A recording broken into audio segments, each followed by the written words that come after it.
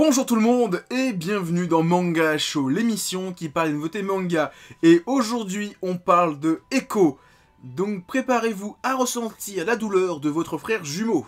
Senri est l'unique rescapé d'un massacre qui a emporté toute sa famille. À 5 ans, il a été retrouvé seul au milieu des cadavres de ses deux parents assassinés. Kazuto, son jumeau, a quant à lui été kidnappé puis tué. Depuis, le meurtrier reste introuvable. 13 ans plus tard, la colère de Senri ne s'est toujours pas apaisée. Et pour cause, Kazuto et lui étaient plus que des frères. Douleur, peur, les émotions de l'un étaient ressenties par l'autre, parfois accompagnées de visions pendant les pics d'angoisse. Senri a donc vécu le calvaire de son jumeau comme si c'était le sien. Son seul indice pour retrouver l'assassin, des cicatrices sur le bras du coupable, entreaperçu à travers les yeux de Kazuto. Donc Echo, c'est le nouveau titre de Keisambe.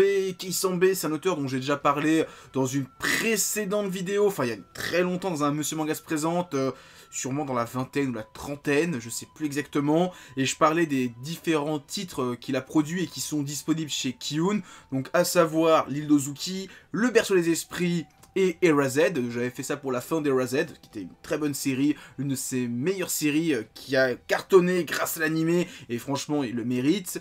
Donc c'est son nouveau titre, en plus avec le petit encart par l'auteur d'Erased, forcément ça a parlé aux gens.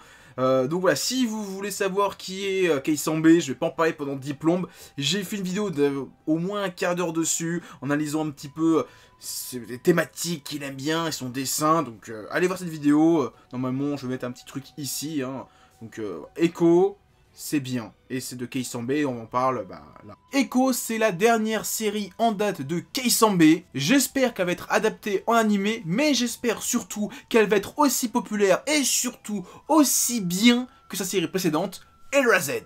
Pour ce titre, on est toujours dans les habitudes de Keisambe, à savoir un protagoniste qui est un garçon, soit un jeune écolier, soit un lycéen. Là, cette fois, c'est un lycéen. Bien qu'on ait énormément de flashbacks, là sur le tome 1, il y a facile la moitié, un tiers, c'est des flashbacks de la jeunesse de Senri. De toute façon, Keisambe, il adore les écoliers, c'est un truc qu'on revoit dans toutes ses œuvres, parce qu'il y a ce côté un petit peu malsain de suivre des enfants dans des situations vraiment dures, ça renforce ce côté malsain, et là, ce qu'a vécu Senri étant gamin, ce traumatisme, c'est assez violent. Et j'adore énormément l'idée qu'il a eue de faire ressentir la douleur des jumeaux, parce qu'il y a vraiment ce côté, j'ai de la vengeance, parce que déjà mon frère est mort, mais en plus, j'ai senti la douleur, donc là, il a encore plus cette haine, c'est pas juste la vengeance pour la vengeance, c'est la vengeance parce que il sait ce qu'a ressenti son jumeau.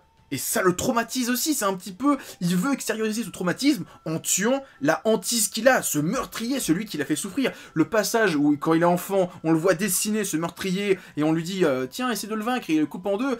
Ok, mais lui, il veut le couper en deux dans la vraie vie, maintenant. Je pense qu'à ce jour, ça reste le titre le plus dur de l'auteur, pas forcément le plus violent, parce que Le Berceau des Esprits était pas mal malsain dans le cadre d'horreur zombie. Là, il y a quand même deux enfants qui ont vécu pas mal de traumatismes, hein. Senri, tout ce qu'il a vécu étant gamin, ce traumatisme du tueur, c'est assez dur, et sa copine, c'est pas mieux. Et à côté de ça, on a toujours, on va dire, le côté enquête qu'on avait dans Erased qui était bien foutu. Là, il est totalement différent parce que il y a toujours le côté, je ne sais pas qui est le tueur, il faut que je le retrouve, même si j'ai qu'un seul indice, c'est la cicatrice. Et il a plus ou moins trouvé le criminel dès le tome 1, sauf que, il a disparu, donc il repart à la charge, il essaie de le retrouver. On va dire que, ça y est, il a le premier indice pour le retrouver. Bon, il y avait l'indice de la cicatrice, mais maintenant, il sait qu'il existe, il sait qu'il est quelque part. Maintenant, il faut qu'il court après, sauf que, c'est un peu compliqué, et il y a d'autres gars qui le cherchent. Et ça, c'est stylé, j'ai hâte de voir la suite. Niveau dessin, c'est du Keisambe, donc il n'y a pas eu énormément d'évolution entre ce titre et Erased. Si vous avez aimé le style de l'auteur dans son manga précédent et ceux d'encore d'avant, vous allez continuer à aimer, hein. C'est la même patte graphique, c'est les mêmes personnages, hein, honnêtement. La copine du héros avec sa bouche pulpeuse, on l'a vu dans tous ses titres. Il y a sûrement un peu plus de scènes d'action que dans son précédent titre, parce que le personnage de Senri est un peu plus bagarreur, mais on va dire que ça va sûrement être kiff-kiff avec Le Berceau des Esprits. En conclusion, Echo, c'est un bon Keisambe. Si vous avez aimé ce qu'il a fait avant, vous allez continuer à aimer. On va dire c'est un petit peu dans la ligne directrice qu'il a jusqu'à présent. Et est-ce que je vais faire une vidéo sur l'auteur une fois qu'il aura terminé ça?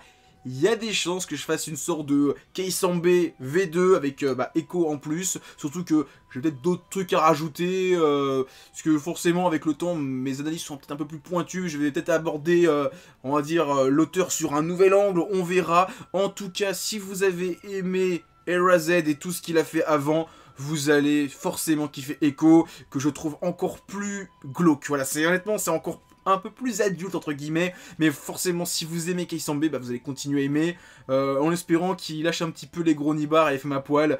Il l'avait pas trop fait dans Era-Z, j'espère qu'il va pas revenir avec ça là-dedans, sinon ça serait arc, mais bon, on va dire c'est ce qu'il fait habituellement, il le fait une fois de temps en temps, donc ça serait pas non plus horrible, mais s'il pouvait éviter, ça serait bien. Donc voilà, c'est tout ce que j'avais à dire. Avant de vous quitter, pensez à mettre plein de pouces bleus, partagez la vidéo et laissez des commentaires. Et surtout, en description de cette vidéo, vous trouverez des liens pour aller sur mon Facebook, mon Twitter et mon Discord. Allez, à plus tout le monde et continuez à lire des mangas.